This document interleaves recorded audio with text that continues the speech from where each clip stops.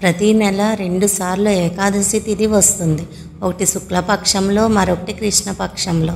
సాధారణంగా సంవత్సరంలో 24 ఏకాదశులు ఉంటాయి. అయితే అధిక మాసం వస్తే అప్పుడు ఏడాదిలో ఏకాదశుల సంఖ్య 26 అవుతుంది. ఈ ఏడాదిలో చివరి ఏకాదశి పాపమోచని ఏకాదశి. దక్షిణ భారతదేశంలో హిందూ క్యాలెండర్ను అమావాస్య నుంచి అమావాస్యకు మధ్య ఉన్న సమయాన్ని మాసంగా పరిగణిస్తారు. దీని ప్రకారంగా పాప విమోచని ఏకాదశి ఫాల్గుణ మాసంలోని కృష్ణపక్షంలో వస్తుంది. ఉత్తర భారత క్యాలెండర్ ప్రకారం చైత్రమాసంలోని కృష్ణపక్షంలో ఈ పాపమోచని ఏకాదశి జరుపుకుంటారు. పాపమోచని ఏకాదశి అంటే పాపాలను నాశనం చేస్తుందని, తెలిసి తెలియక చేసిన తప్పుల నుంచి, అపరాధ కర్మల నుంచి విముక్తిని కలిగిస్తుందని నమ్ముతారు. పాపమోచని ఏకాదశి వ్రత కథ. యుధిష్ఠిరుడు శ్రీకృష్ణుడితో ఇలా అన్నాడు: వాసుదేవ, మాఘ శుక్లపక్షం ఏకాదశి యొక్క మహిమ గురించి తెలుసుకున్నాను. ఇప్పుడు చైత్రమాసంలోని కృష్ణపక్షంలో వచ్చే ఏకాదశి గురించి తెలుసుకోవాలి అని అనుకుంటున్నాను. ఈ ఏకాదశి పేరు ఏమిటి? దాని నియమం ఏమిటి? ఈ వ్రతాన్ని పాటించడం వల్ల ఎలాంటి ఫలితాలు పొందుతారు? వివరించి అనుగ్రహించమని ప్రార్థిస్తాడు. అప్పుడు శ్రీకృష్ణుడు, ధర్మరాజా, చైత్రమాసంలోని కృష్ణపక్షంలో వచ్చే ఏకాదశిని పాపమోచని ఏకాదశి అంటారు. ఒకానొకప్పుడు భూమిని పాలించే రాజు మాంధాత ఇదే ప్రశ్నను లోమస మహర్షిని అడుగగా, లోమస మహర్షి మాంధాతతో ఏమి చెప్పాడో ఇప్పుడు నేను కూడా నీకు అదే చెప్పబోతున్నాను. మాంధాత లోమస మహర్షిని, ఓ ఋషిపుంగమ, మనిషి చేసిన పాపాలకు ప్రాయశ్చిత్తం ఎలా సాధ్యం? ప్రజలందరూ తమ పాపాల నుండి సులువుగా విముక్తి పొందగలిగే మార్గాన్ని దయచేసి మాకు చెప్పండి అని అడుగగా, లోమస మహర్షి, ఓ రాజా, చైత్రమాసంలోని కృష్ణపక్షంలో వచ్చే ఏకాదశిని పాపమోచని ఏకాదశి అంటారు.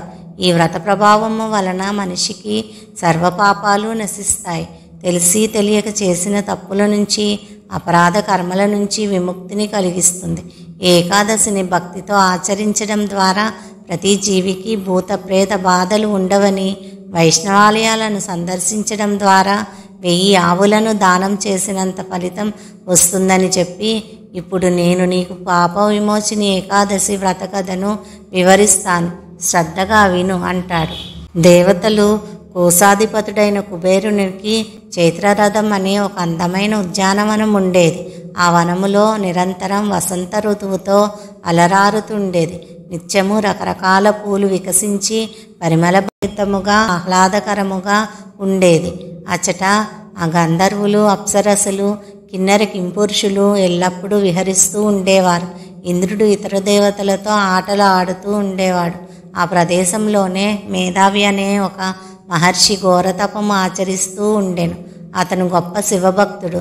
ఒకరోజు మంజుఘోష అనే అప్సరస ఉద్యానవనములో విహరిస్తూ ఋషి యొక్క తేజస్సుకి, అందానికి ఆకర్షింపబడి అతనిని మోహించింది.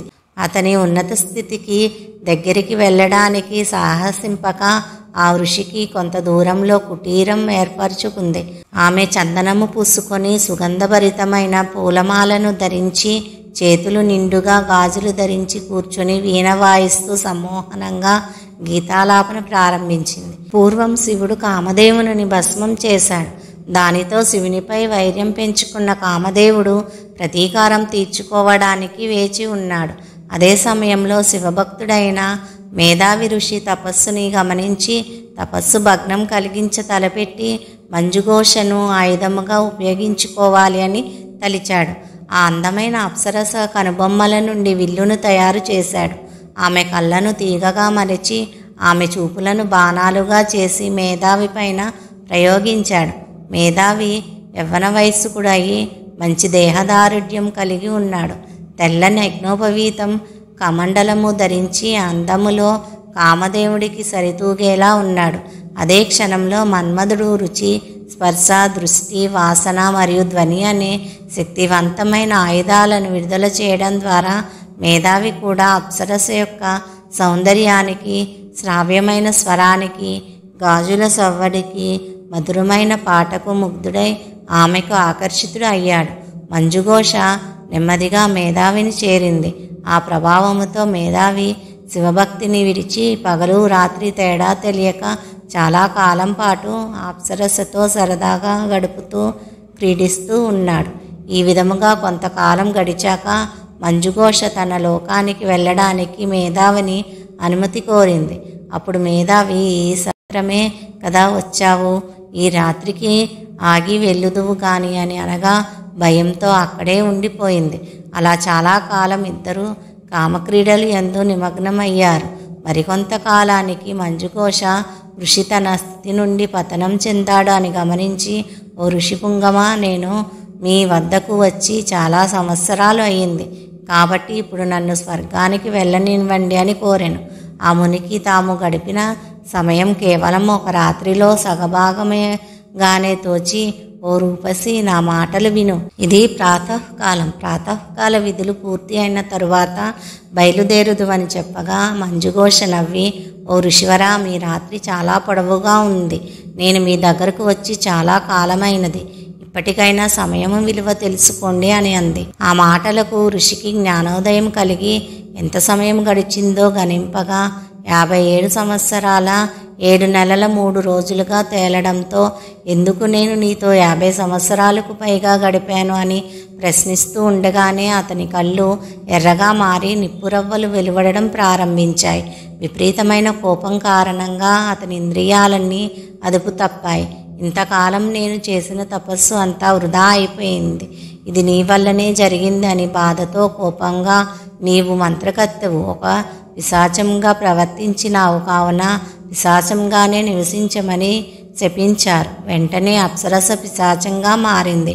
భయకంపితురాలైన అప్సరస, ఓ బ్రాహ్మణ శ్రేష్ఠుడా, దయచేసి నన్ను కరుణించండి, మీ శాపాన్ని ఉపసంహరించుకోండి. నేను 57 సంవత్సరాలుగా మీతో ఉన్నాను ఓ ప్రభు, కాబట్టి దయచేసి నాపై దయ చూపండి అని వేడుకొనెను. మేధావి ఇలా జవాబిచ్చాడు, నేను ఏమి చేయగలను? నువ్వు నా తపస్సులన్నిటినీ నాశనం చేశావు. నువ్వు ఈ పాపపు పని చేసినప్పటికీ నా శాపం నుండి విముక్తి పొందే మార్గము నేను నీకు చెప్తాను. చైత్రమాసంలోని కృష్ణపక్షం వచ్చు ఏకాదశికి పాపమోచని ఏకాదశి అని పేరు. ఈ ఏకాదశి అన్ని పాపాలను తొలగిస్తుంది. ఈ ఏకాదశి రోజున ఉపవాసం ఉండడం వల్ల ఈ పిశాచ శరీరం నుండి విముక్తి లభిస్తుందని చెప్పి మేధావి మంజుఘోషకు ఉపవాసం యొక్క పూర్తి నియమాలను వివరిస్తాడు.